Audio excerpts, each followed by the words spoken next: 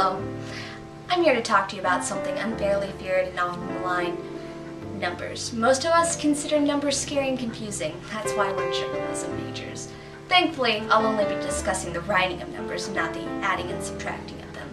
Let's leave that to those uppity math majors who think they're so important with their bright futures and their job security. Roman numerals have a variety of interesting uses, such as Scientology rankings, making it even harder to read analog watches, and listing popes. But most of the time, AP Style asks you to stick with the Arabic numerals, not 0 through 9.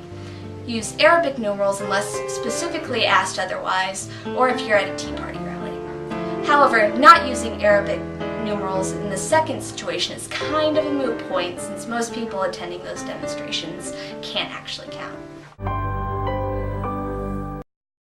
So what's the deal with numbers? Spell out whole numbers below 10, but use figures for 10 itself, as well as anything higher.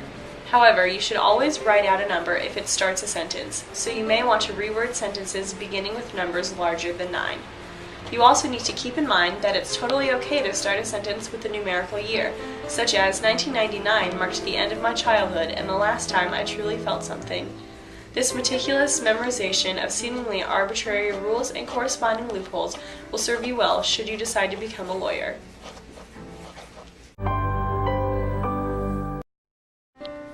Oh, hey, how's it going? Just catching up on my AP Style book. So, numbers. 1, 2, and 100, those are the cardinal numbers. Numbers like first, second, and 100th, those are the ordinal numbers. Numbers 1 through 9, you're going to want to spell those out. And numbers 10 and up, you're going to use numerals for those.